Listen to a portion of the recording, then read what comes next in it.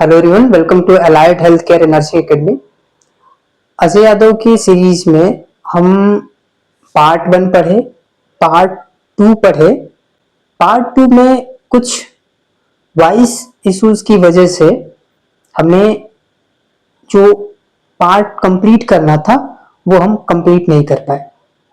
पिछली क्लास में हमने मसल्स ऑफ रेस्पिरेशन पढ़ा और उसी पार्ट 2 को, बचे हुए पार्ट को हम आज कंटिन्यू करेंगे और आज हम 3 सब टॉपिक्स को पढ़ेंगे। सबसे पहला होगा आपका airway resistance, second ventilation perfusion ratio and third is dead space. उससे पहले, स्टार्ट करने से पहले मैं आपको बता दूं कि अगर आपको कहीं भी टॉपिक में कोई प्रॉब्लम समझ में आए या क्योंकि हमारी जो वीडियोस हैं उसमें वॉइस का प्रॉब्लम आ रहा है, तो अगर आपको कोई भी प्रॉब्लम लगे तो आप हमें कमेंट कर सकते हैं, या फिर आपको जहां ना समझ में आए कि या पढ़ाने का पैटर्न थोड़ा अगर आपको चेंज चाहिए तो आप वहां पे बता सकते हैं, कमेंट कर सकते हैं। क्योंकि जब तक आप हमें बताएंगे नहीं कि प्रॉब्लम कहाँ आ रही है तो हमें वो चीज क्लियर नहीं हो पाएगा। तो आज का वीडियो हम स्टार्ट करते हैं। सबसे पहले आज का वीडियो हमारा सब टॉपिक जो रहने वाला है वो है airway resistance. Airway resistance means क्या समझ में आता है कि कोई आदमी या पर्सन जो ब्रीदिंग कर रहा होगा, सांस ले रहा होगा, तो उस ब्रीदिंग में आपको पता है कि हमारी जो ट्रैक होती है, रेस्पिरेटरी ट्रैक, जिसको रेस्पिरेटरी ट्री कहते हैं, तो रेस्पिरेटरी ट्री में सबसे पहले स्टार्ट होता है कि हम सांस नोज से ले रहे हैं और हमने सांस लिया और जो एयर है वो नोज से होके oral cavity, pharynx and then आपकी जो ट्रैकिया एंड ब्रोंकाई से होते हुए, ब्रोंकियोल से होते हुए अल्वियोलाई तक पहुंचता है। ये जो रास्ते होते हैं वो थोड़े वाइडर से नेरोवर की तरफ होते हैं, मीन्स ज्यादा चौड़ाई से कम चौड़े की तरफ होते हैं। मीन्स जो ब्रोंकियोल्स होती है, सबसे terminal bronchioles, that is very narrow.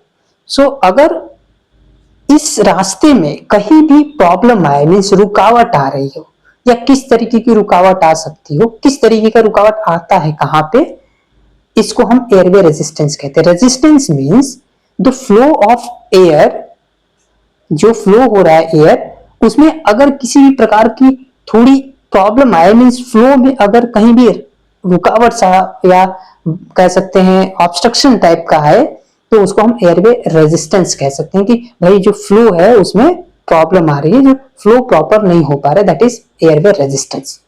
सो आपको पता है there is 2 types of air flow, मतलब 2 तरीके के एयर फ्लो होते हैं आपके ट्री में, ब्रोंकियल ट्री और रेस्पिरेटरी ट्रैक्ट में।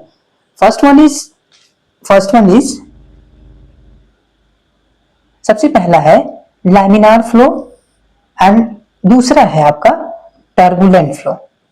इसके अलावा पहला ये हो गया और दूसरा ये हो गया, लेकिन एक और तीसरा जो फ्लो देखने को मिलता है दैट इज ट्रांजिशनल, या इसी को हम ट्रैकियो ब्रोंकियल फ्लो बोलते हैं। ये तीसरे टाइप का फ्लो है। ये जो है ट्रैकियो ब्रोंकियल ट्री या ट्रांजिशनल फ्लो, ये इन दोनों का मिक्स्ड होता है, मींस ये दोनों का मिक्स्ड ट्रैकियो ब्रोंकियल कहलाता है, तीसरा टाइप का फ्लो। मतलब जो आप सांस ले रहे होते हो, जो ब्रीदिंग आप ले करते हो, मींस आप ब्रीथ करते हो, एयर इनहेल करते हो, वो आपके ट्रैक से होते हुए, रेस्पिरेटरी ट्रैक से मींस ट्रैकिया से होते हुए आपकी अल्वियोलाई तक पहुंचता है। इसमें 2 तरीके के एयर का फ्लो देखने को मिलता है। कौन कौन से? लैमिनार फ्लो और टर्बुलेंट फ्लो। और तीसरा मिक्स्ड होता है इन दोनों का, जिसको ट्रैकियो ब्रोंकियल या ट्रांजिशनल फ्लो कहते हैं। अब हम समझते हैं कि एयरवे रेजिस्टेंस क्या कह रहा है। सबसे पहले For air to flow in lungs, a pressure gradient must develop to overcome the airway resistance. जब हम सांस लेते हैं, जब हम ब्रीद करते हैं, ध्यान दीजिएगा, जब हम ब्रीद करते हैं तो ब्रीद में जो एयर होती है, ब्रीद में हम एयर क्या होता है, इनहेल करते हैं। क्या करते हैं? इनहेल करते हैं। आपको पता है एयर जो हम इनहेल करते हैं उसमें एक प्रेशर ग्रेडियंट काम करता है। कौन काम करता है? प्रेशर ग्रेडियंट काम करता है। कौन काम करता है? Pressure gradient. ये प्रेशर ग्रेडियंट क्या करता है? रिड्यूस करता है, ओवरकम करता है, मीन्स रिड्यूस करता है।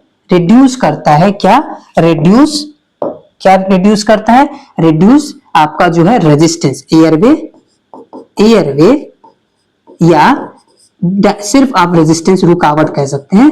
रेजिस्टेंस मीन्स आपका एयरवे रेजिस्टेंस को रिड्यूस करता है, मीन्स रुकावट को कम करता है। कौन? Pressure gradient. ठीक है, pressure gradient, this pressure gradient, ये जो प्रेशर ग्रेडियंट है सबसे इंपॉर्टेंट कौन है भाई? प्रेशर ग्रेडियंट जो काम कर रहा है, जो क्या कर रहा है? काम कर रहा है, जो रिड्यूस कर रहा है किसको? एयरवे रेजिस्टेंस को। ये क्या कर रहा है? रिड्यूस कर रहा है। ये डिपेंड किस पे करता है? ये किस पे डिपेंड करता है? दो चीजों पे डिपेंड करता है। किस पे डिपेंड करता है? दो चीजों पे डिपेंड करता है। किन चीजों पे? दो चीजों पे। वो कौन सी दो चीजें हैं? तो सबसे पहला ये डिपेंड कर रहा है, डिपेंड दो चीजों पे। पहला फ्लो, पैटर्न ऑफ फ्लो। अब मैं यहाँ पे आपको देख ले रहा हूं, दो चीजें हैं। पहला सबसे पहले जो लिखा है वो मैं आपको बता रहा हूं, यहाँ ध्यान दीजिए। पहला एयरवे कैलिबर और दूसरा है पैटर्न ऑफ एयर फ्लो। तो दूसरा तो हो गया, पहला है एयरवे कैलिबर। एयरवे कैलिबर क्या है भाई? Airway calibre is basically diameter. क्या? डायामीटर। डायामीटर मीन्स चौड़ाई। क्या? चौड़ाई। चौड़ाई किसकी? Diameter of airway, basically diameter of airway. तो ये जो चौड़ाई है किसकी है? एयरवे की। एयरवे मीन्स भाई एयरवे तो अब बताना नहीं पड़ेगा, एयरवे, सॉरी यहाँ पे डालो, तो एयरवे की। एयरवे मीन्स जो हमारा ट्रैक है, जो हमारा ट्रैकिया है, ब्रोंकाई है, ब्रोंकियोस है, आपने पीछे हमने बताया था सब कुछ बेसिकली एनाटॉमी के बारे में। तो वो जो डायमीटर है उसका जो चौड़ाई है उस पर डिपेंड करेगा। दूसरा किस पे डिपेंड करता है? दूसरा डिपेंड करता है किस पे? Pattern of flow. Pattern of flow पे। किस पे डिपेंड करता है? पैटर्न ऑफ फ्लो पे। दो चीजों पे डिपेंड करता है। ठीक है, पहला ये हो गया, दूसरा ये हो गया। पहला ये हो गया, दूसरा कौन हो गया? ये हो गया। पैटर्न ऑफ फ्लो मींस किसका फ्लो? एयरवे, एयर का फ्लो। किसका फ्लो? एयर का फ्लो। किसका? एयर का फ्लो। एयर का फ्लो, ठीक है ना, हिंदी में लिख दे रहा हूं, एयर का फ्लो। एयर का फ्लो कौन सा फ्लो? यही जो मैं आपको बता रहा हूं, पहला ये और दूसरा ये, यही है, और तीसरा ये मिक्स्ड वाला। तो इन इन ये है आपके पैटर्न ऑफ फ्लो। कौन कितने भाई? लैमिनार फ्लो और दूसरा टर्बुलेंट फ्लो, और तीसरा मैंने बताया ट्रैकियो ब्रोंकियल, इन दोनों का मिक्स्ड। अब ध्यान दीजिए, सबसे पहले आते हैं ऊपर से। कहां से? ऊपर से। नोज और फैरिंग्स, ओरल कैविटी, सामने ओरल कैविटी फैरिंग्स के, and trachea, bronchi, primary bronchioles, secondary tertiary, terminal bronchioles. तो सबसे पतली होती जा रही है आपकी ट्रैक, तो आपको पता है एनाटॉमी। तो उनमें टर्बुलेंट फ्लो कहां देखने को मिलता है? मींस एयर जो फ्लो करती है, हमने सांस ले लिया, एयर अंदर जा रही है। अब एयर जो अंदर जा रही है वो उसमें ट्रैकिया में, कौन किसमें भाई? ट्रैकिया में। ट्रैकिया आपको पता है, ट्रैकिया हमने पीछे क्लास में पढ़ा था, पार्ट 1 में आप देखिएगा। ट्रैकिया में एंड इसमें मेन ब्रोंकाई में, आपको पता होगा ट्रैकिया मेन ब्रोंकाई में किस तरीके का फ्लो देखने को मिलता है? टर्बुलेंट फ्लो देखने को मिलता है। ठीक है, समझ गए? और दूसरा, इसका जो रेजिस्टेंस है वो फ्लो रेट के ठीक क्या होता है, स्क्वायर होता है, मीन्स डबल होता है। क्या होता है, फ्लो रेट के स्क्वायर होता है इसका रेजिस्टेंस। अभी मैं बताऊं किसका रेजिस्टेंस कम होता है किसका ज्यादा होता है, क्योंकि ये दो चीजों पे डिपेंड करा, प्रेशर ग्रेडियंट। अब ध्यान दीजिए। उसके बाद दूसरा लैमिनार।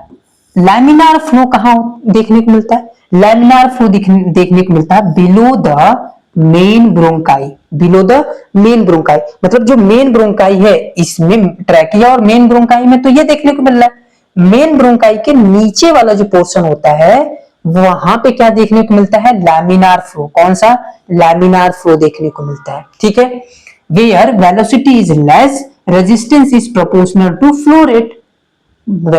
जो आपका रेजिस्टेंस होता है वो फ्लो रेट के बराबर होता है। यहाँ स्क्वायर में है, यहाँ क्या है, बराबर है। फ्लो रेट के क्या है भाई, बराबर है। यहाँ क्या है, स्क्वायर में, मतलब यहाँ ज्यादा रेजिस्टेंस देखने को मिलेगा किसमें, ट्रैकिया और ब्रोंकाई में। जहां ज्यादा चौड़ा होगा वहां ज्यादा रेजिस्टेंस देखने को मिलेगा, जहां कम चौड़ा होगा वहां पे कम, क्योंकि ये देखिए रेजिस्टेंस किसके है, फ्लो रेट के बराबर है, प्रोपोर्शनल है। लेकिन यहाँ पे क्या है, resistance is square to flow rate, यहाँ ठीक डबल हो जा रहा है रेजिस्टेंस। ठीक है, अब देखते हैं कि ये दो तरीके के जो फ्लो है वो कैसा फ्लो होता है। देखो टर्बुलेंट फ्लो इज बेसिकली, अब ये कहां देखने को मिलता है, ट्रैकिया में देखने को मिल रहा है। अब ट्रैकिया बना लेते हैं, ट्रैकिया बना लेते हैं और ब्रोंकाई बना लेते हैं। ठीक है, ये ध्यान दीजिए, ये हो गया। इसमें किस तरीके का, ये टर्बुलेंट फ्लो क्या होता है, जो आपकी एयर होती है ना वो ऐसे मूव करती है। देखो मैं यहाँ पे रेड कलर बना देता हूँ, ऐसे मूव करती है, ऐसे ऐसे ऐसे ऐसे ऐसे।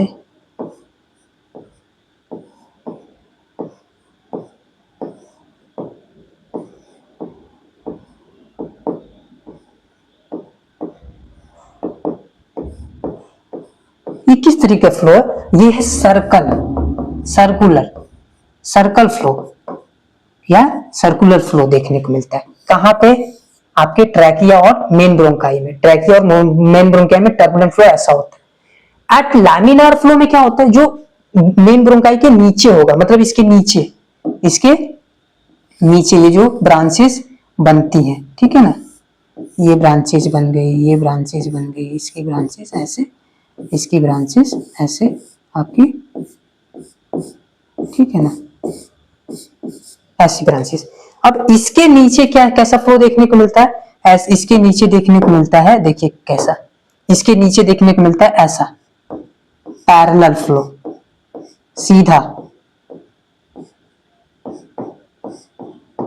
सीधा, बिल्कुल सीधा।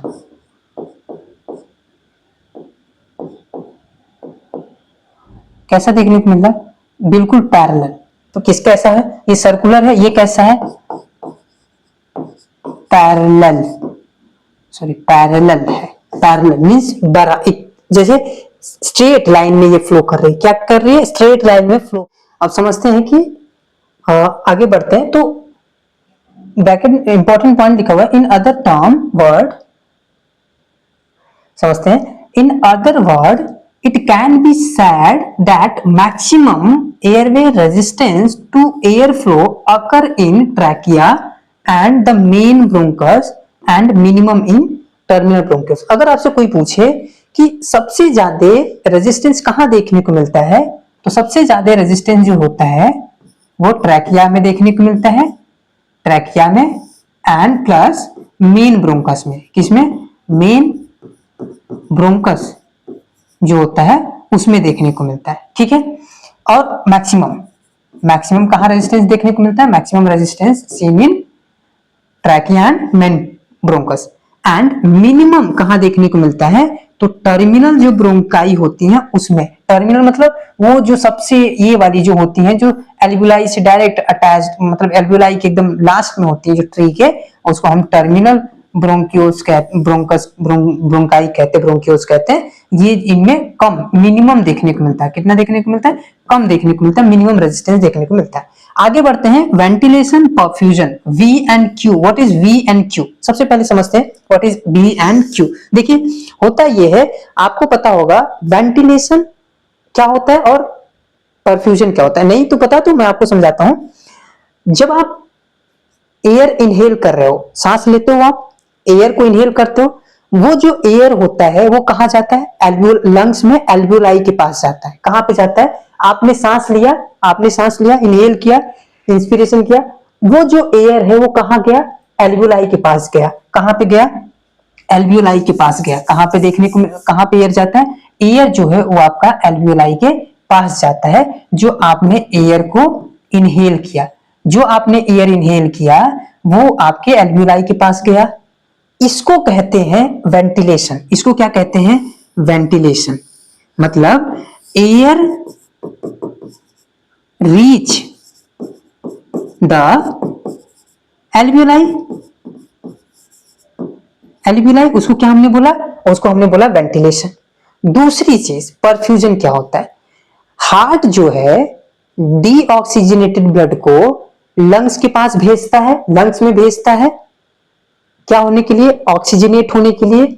एल्वियोलाई के पास भेजता है, लंग्स में एल्वियोलाई के पास हार्ट जो है वो ब्लड को भेजता है। हार्ट जो है, ऐसे समझिए कि हार्ट जो है ये नहीं है, मतलब हार्ट जो है डीऑक्सीजनेटेड ब्लड, हार्ट किसको, डीऑक्सीजनेटेड ब्लड, डीऑक्सीजनेटेड ब्लड को हार्ट जो है डीऑक्सीजनेटेड ब्लड को कहां भेजा, एल्वियोलाई के पास भेजा। क्या होने के लिए, ऑक्सीजनेट होने के लिए। इसको कहते हैं परफ्यूजन। इसको क्या कहते हैं, इसको कहते हैं परफ्यूजन। इसको क्या कहते हैं, इसको बोलते हैं हम परफ्यूजन। तो जो वेंटिलेशन और परफ्यूजन अगर अच्छा रहता है तो हमारा ऑक्सीजनेट ब्लड जो है वो प्रॉपर ऑक्सीजनेट होता है, और प्रॉपर अगर एयर आए तो ऑक्सीजनेट होगा। तो मतलब ये नॉर्मल होना चाहिए। अब क्या कह रहा है इसके बारे में, इसके बारे में कह रहा है both ventilation and perfusion is more at basis as compare to apex. अब क्या एपेक्स और बेस क्या है, एपेक्स वो बेस ये है कि ये आपको पता है लंग्स है, लंग्स के इस पोर्शन को हम बोलते हैं एपेक्स और इस पोर्शन को हम बोलते हैं बेस। इसको क्या बोलते हैं, बेस। तो कह रहा है कि बेस में परफ्यूजन भी एंड क्यू क्या होता है, ज्यादा होता है। क्या होता है, मोर मीन्स ज्यादा देखने को मिलता है। ठीक है, ध्यान रखिएगा। किसके कंपैरिजन में, एज कंपेयर टू किसके, एपेक्स। तो यहां पे क्या होगा आपका, लेस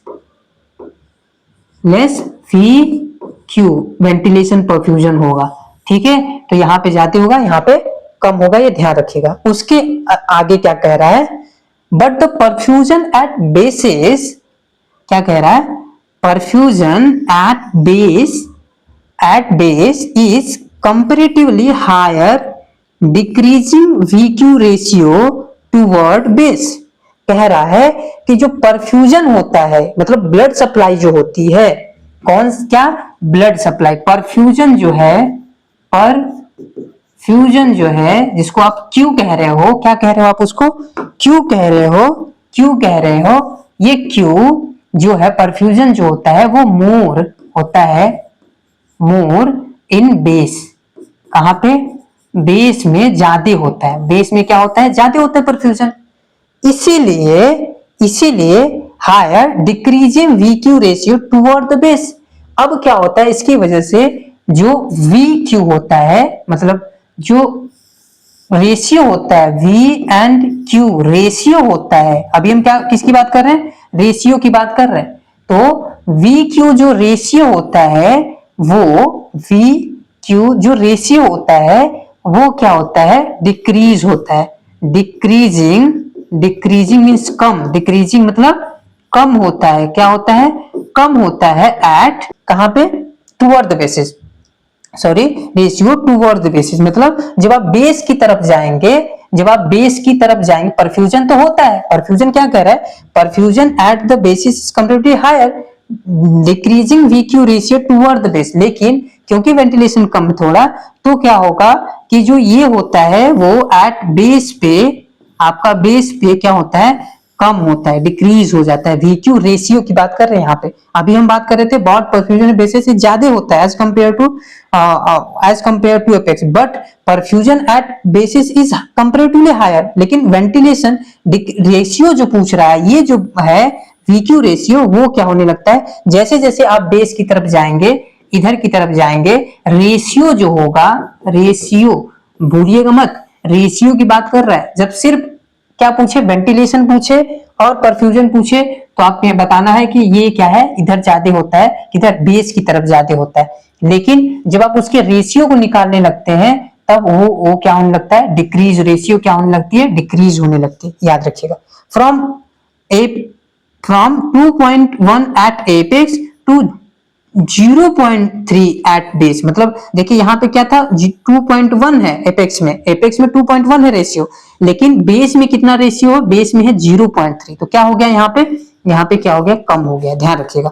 एवरेज जो होता है VQ जो नॉर्मल एवरेज होता है, VQ रेशियो जो एवरेज होता है, एवरेज वो कितना होता है भाई, वो होता है, ये भी याद रखना है, 0.8। कितना होता है, 0.8 रेशियो होता है। इसमें दोनों में क्या होता है कि V जो है, V कौन, वेंटिलेशन, इसमें क्या होता है, एवरेज किसका है भाई, वेंटिलेशन जो है, वेंटिलेशन वो कितना होता है, 4 लीटर होता है। कितना होता है, 4 लीटर पर मिनट। एयर जो होती है वो 4 लीटर जाती है पर मिनट। और जो क्यू परफ्यूजन जो है, परफ्यूजन जो है वो होता है 5 लीटर पर मिनट। तो इसका दोनों का एवरेज जो है नॉर्मल VQ रेशियो कितना निकलता है, 0.8। ये ध्यान रखिएगा। अब आते हैं, this ventilation perfusion mismatch is responsible for producing alveolar dead space. और इसी मिसमैच की वजह से, वेंटिलेशन परफ्यूजन मिसमैच की वजह से क्या होता है, आपका एल्वियोलर डेड स्पेस क्या होता है, प्रोड्यूस होता है। अभी आगे पढ़ेंगे कि एल्वियोलर डेड स्पेस क्या होता है। ठीक है, space, alveoli are only ventilated but not, ये हम रेज करते रहे। ठीक है, एक मिनट, ओके। हाँ, यहाँ देखिए, alveoli are only ventilated but not perfused, wasting the oxygen in alveoli. Alveoli में वेस्ट हो जाता है, जो आप एयर होता है वो आपका एल्वियोलाई में जाता है, लेकिन क्योंकि वो परफ्यूज नहीं हो पाता, क्या नहीं हो पाता भाई, परफ्यूज नहीं होता, not perfused. Not perfused means जो एक्सचेंज नहीं, मतलब ब्लड में नहीं जा पाता है, मतलब ब्लड में नहीं जा पाता है, नहीं जा पाता है। तो इसकी वजह से वेस्टिंग हो जाता है ऑक्सीजन की इन एल्वियोलाई। ठीक है, ये ध्यान रखिए। दिस इज, और उसी को बेसिकली हम एल्वियोलर डेड वॉल्यूम कहते हैं ना, ये आगे पढ़ेंगे एल्वियोलर डेड वॉल्यूम और एल्वियोलर डेड स्पेस क्या होता है। ठीक है, आगे, this VQ mismatch creates alveolar to arterial oxygen difference. Alveolar to arterial oxygen difference क्या होता है, जिसको ये होते हैं एल्वियोलर, ये होता है आर्टेरियल, ये होता है, ये क्या है, पार्शियल ऑक्सीजन, PO2। याद रखिएगा, डिफरेंस विच इज नॉर्मली, ये जो होता है क्या, एल्वियोलर आर्टेरियल ऑक्सीजन जो है वो नॉर्मली कितना होता है, वो नॉर्मल होता है 3 to 5 mmHg। याद रखिएगा, क्या है 3 to 5 mmHg, वो है arterial alveolar to arterial normal कितना होता है, डिफरेंस कितना होता है, डिफरेंस वो 3 to 5 mmHg होना चाहिए। ये ध्यान रखिएगा। This alveolar arterial difference is, अब मैं आपको बता दूं, is increase in lungs pathologies affecting alveoli such as pulmonary oedema, acute respiratory distress syndrome, ARDS जिसको बोलते हैं, एंड इंटरस्टिशियल लंग डिजीज। इसमें क्या होता है, ये जो दो ये है एल्वियोलर आर्टेरियल डिफरेंस जो है, ये क्या होता है, इंक्रीज होता है। किस केस में इंक्रीज होता है, लंग्स पैथोलॉजी, मतलब अगर लंग्स का डिजीज हुआ, जैसे में पल्मोनरी एडिमा, एक्यूट ARDS हुआ या इंटरस्टिशियल लंग डिजीज हुआ, तो आपका जो arterial alveolar to arterial oxygen difference है वो क्या हो जाता है, इंक्रीज होने लगता है। नॉर्मल कितना होना चाहिए, 3 to 5 mm होना चाहिए, लेकिन अगर कोई डिजीज हुई लंग्स की तो ये क्या होने लगेगा, बढ़ने लगेगा। अब आते हैं हम लोग नेक्स्ट सब टॉपिक पे अपने, और नेक्स्ट सब टॉपिक हमारा जो रहने वाला है वो है आपका डेड स्पेस। नेक्स्ट सब टॉपिक क्या है हमारा, डेड स्पेस, जो हम पहले अभी डिस्कस कर रहे थे। ठीक है, तो अब हम समझते हैं कि डेड स्पेस क्या होता है।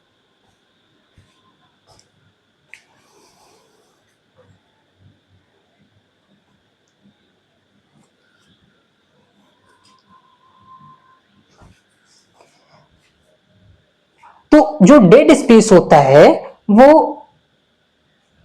जो डेड स्पेस होता है वो क्या होता है, dead space means dead, I think dead is basically, आपको पता होगा डेड वैसी चीज होती है जो किसी काम की, मृत मींस किसी काम की नहीं है, या फिर जो जिसका कोई यूज नहीं हो सकता, जो कोई जिसका रिस्पॉन्ड नहीं है, वो डेड कहलाता है।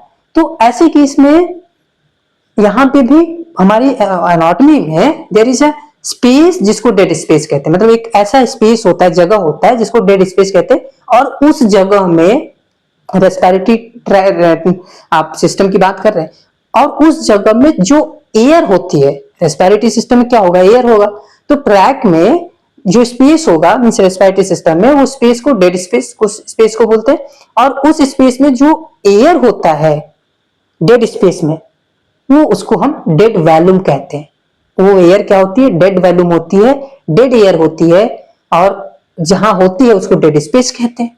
भाई कौन सी एयर, क्योंकि एयर तो हम सांस तो लेते हैं ऑक्सीजन देने के लिए बॉडी को, लेकिन सारी ऑक्सीजन, जितनी भी हम ऑक्सीजन इनहेल करते हैं, वो सब भी एक ऑक्सीजन जो है, टाइडल वॉल्यूम जो हम देते हैं 500 ml, वो सारा टाइडल वॉल्यूम नहीं यूज हो पाता, मतलब ब्लड में नहीं जा पाता, वो वापस चला आता है, रास्ते में जाता है और रास्ते से चला आता है, वहां तक जाता है लेकिन चला आता है, वो किसी काम का नहीं होता, गैस एक्सचेंज में पार्टिसिपेट नहीं कर पाता, इसलिए उसको डेड वॉल्यूम कहते हैं। और जहां वो रह जाता है उसको डेड स्पेस कहते हैं। ध्यान से समझिएगा कि आपका रेस्पिरेटरी आपका सिस्टम है, और इसी रेस्पिरेटरी सिस्टम में ये वाला जो पोर्शन आपको दिख रहा है, ये पोर्शन दिख रहा है आपको ब्लैक, ये पोर्शन नहीं, मींस जितना भी आपका पोर्शन आपको ब्लैक दिख रहा है, ये ट्रैकिया, ये मेन ब्रोंकाई, ये ब्रोंकियोस, ये terminal primary bronchioles, secondary tertiary, जितने भी ब्रोंकियोस, ये जो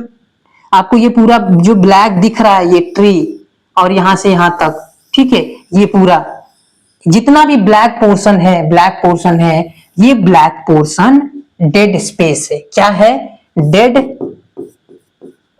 स्पेस है।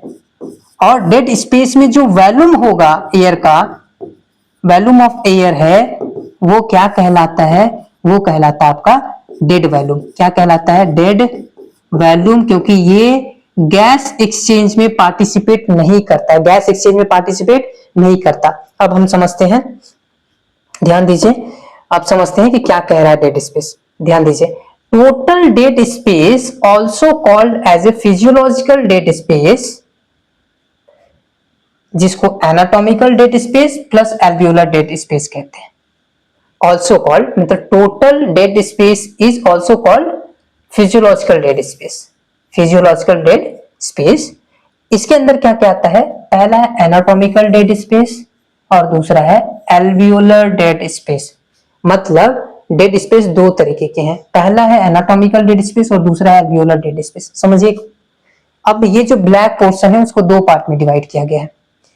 ये जो डेड स्पेस है, ध्यान दीजिएगा, हम यहां पे पढ़ेंगे, लेकिन इससे पहले मैं आपको समझा दूं, सी यहां तक कौन कहां तक, ये आपको क्या दिख रहा है, ये आपका एल्वियोलाई दिख रहा है क्या, ये एल्वियोलाई है, हाँ एल्वियोलाई है। एल्वियोलाई के ऊपर का जितना जो ट्रैक, जो पोर्शन है, जो एरिया है, जो रास्ता है, वो एनाटॉमिकल डेड स्पेस कहलाता है।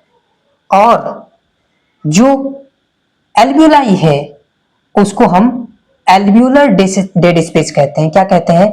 एल्वियोलर डेड स्पेस कहते हैं, जिसको हम फंक्शनल डेड स्पेस कहते हैं। क्या कहते हैं? एल्वियोलर डेड स्पेस कहते हैं और फंक्शनल डेड स्पेस भी कहते हैं।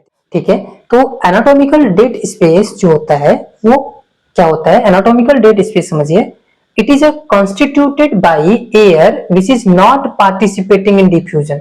मतलब डिफ्यूजन में पार्टिसिपेट नहीं करता है। ठीक है, मतलब जो ब्लड में एक्सचेंज में पार्टिसिपेट ही नहीं करता, मतलब वहां तक जाता ही नहीं है, वो क्या होता है? Therefore it is constituted by air present in nose. कहां पे? नोज में, ट्रैकिया में, ब्रोंकियल ट्री में। ब्रोंकियल ट्री कहां तक भाई? Up to the terminal bronchioles. मतलब एकदम छोटी वाली जो ये ब्रोंक्यूल्स है, इसके ऊपर का जितना भी एरिया है, ये एरिया जो कहलाता है वो क्या कहलाता है? एनाटॉमिकल डेड स्पेस कहलाता है। ये 3 जगह याद ध्यान रखिए, ये इतनी जगहों पे क्या होता है? जो स्पेस होता है, जो एयर होती है, वो एनाटॉमिकल डेड स्पेस या एनाटॉमिकल डेड वॉल्यूम या एयर कहलाता है। ठीक है, normally it is 30% of tidal volume. Tidal volume कितना होता है आपको पता है? 500 ml। 500 ml टाइडल वॉल्यूम होता है, उसका 30% एनाटॉमिकल डेड स्पेस वॉल्यूम होता है। या फिर 2 ml पर केजी, या फिर 150 ml, मतलब 500 ml में 150 ml एनाटॉमिकल डेड वॉल्यूम होता है एनाटॉमिकल डेड स्पेस में। ठीक है, ये कब कब हमारा इंक्रीज होता है? एनाटॉमिकल डेड स्पेस कब कब इंक्रीज होता है और एनाटॉमिकल डेड स्पेस कब कब डिक्रीज होता है, कब कब बढ़ता है और कब कब घटता है? देखिए ध्यान दीजिए, ओल्ड एज में एज कंपेयर टू चिल्ड्रेन, जब बच्चों में कम एनाटॉमिकल स्पेस होता है, कम एनाटॉमिकल वॉल्यूम होता है, एयर होता है, लेकिन ओल्ड एज में एनाटॉमिकल डेड स्पेस क्या होता है? बढ़ जाता है, बॉडी फिगर होने की वजह से। दूसरा, नेक एक्सटेंशन। अगर हम गले को ऐसे एक्सटेंड कर रहे हैं तो हमारा एनाटॉमिकल डेड स्पेस जो है वो क्या हो जाएगा? बढ़ जाएगा, क्योंकि हमारे जो ये एक्सटेंशन की वजह से जो ये रास्ता है थोड़ा बड़ा हो जा रहा है। ठीक है, इसकी वजह से ये बढ़ेगा। जॉ प्रोट्रूजन, अगर हमारा जॉ प्रोट्रूस हो जाए, मींस ओरल कैविटी थोड़ी बड़ी हो जाए, ये बाहर की तरफ निकल जाए, तो भी स्पेस बढ़ जाएगा। स्पेस बढ़ने से एनाटॉमिकल डेड स्पेस बढ़ जाएगा। जॉ प्रोट्रूजन में आपका एनाटॉमिकल डेड स्पेस जो है वो बढ़ेगा। ब्रोंकोडायलेशन, अगर ब्रोंकोडायलेशन होता है तो ब्रोंकोडायलेशन में भी अगर ये डायमीटर बढ़ता है, ये चौड़ा होता है, ब्रोंकाई ब्रोंक्यूल्स जो होते हैं, ब्रोंकियल ट्री जो है वो चौड़ी होती है, तो भी बढ़ेगा। इंक्रीजिंग लंग्स वैल्यूम, लंग्स का वैल्यूम अगर बढ़ता है, बहुत तेजी से हम ब्रीथ करते हैं, अगर फोर्सफुली ब्रीथ करते हैं, लंग्स का वैल्यूम बढ़ेगा तो एनाटॉमिकल डेड स्पेस बढ़ेगा। एट्रोपिन इंजेक्शन अगर हम दे रहे हैं तो भी बढ़ेगा, जो कि ब्रोंकोडायलेशन का काम करता है। एट्रोपिन इज एंटीकोलिनर्जिक ड्रग, आपको पता होगा। तो ये क्या होगा? ब्रोंकोडायलेशन कराएगा। अगेन ब्रोंकोडायलेशन की वजह से क्या होगा? बढ़ेगा। अगर आप कोई भी एक्सेसरीज यूज कर रहे हैं, मास्क यूज कर रहे हैं, या आप सर्किट कनेक्ट कर रहे हैं, तो रास्ता को आप लंबा कर रहे हैं, और अगर आप रास्ते को लंबा कर रहे हैं तो भी एनाटॉमिकल डेड स्पेस बढ़ेगा, क्योंकि रास्ते लंबे करने की वजह से आपका जो स्पेस होता है वो बढ़ जाता है। स्पेस बढ़ने से एयर जो होती है वो बढ़ जाती है, वॉल्यूम जो होती है बढ़ जाएगी। आईपीपी, जिसको इंटरमिटेंट पॉजिटिव प्रेशर वेंटिलेशन एक मोड है, और पॉजिटिव इंडेक्स प्रेशर पीप अगर आप बढ़ाते हैं, ये जो कि एक पैरामीटर है वेंटिलेटर का, अगर ये आप बढ़ाते हैं तो इसकी वजह से भी क्या होगा? एनाटॉमिकल डेड स्पेस बढ़ेगा। इसके अलावा अब आते हैं कब कम होगा, डिक्रीज कब होगा एनाटॉमिकल डेड स्पेस? अगर आप पेशेंट को इंटूबेट कर रहे हैं, या ट्यूब डाल रहे हैं ट्रैकिया में, या फिर ट्रैकियोस्टमी कर रहे हैं, गले में ट्यूब डाल रहे हैं, ट्रैकिया में ट्यूब डाल रहे हैं। आपको पता है ट्रैकियोस्टमी क्या होता है? हाइपर वेंटिलेट कर रहे हैं, बहुत ज्यादा ऑक्सीजन दे रहे हैं, बहुत ज्यादा ऑक्सीजन दे रहे हैं, तब आपका क्या होगा? घटेगा।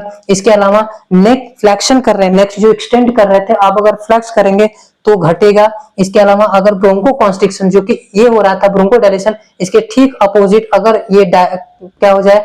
कॉन्स्ट्रिक्ट कर जाए, तो भी क्या होगा? एनाटॉमिकल डेड स्पेस घटेगा, क्योंकि इन दोनों के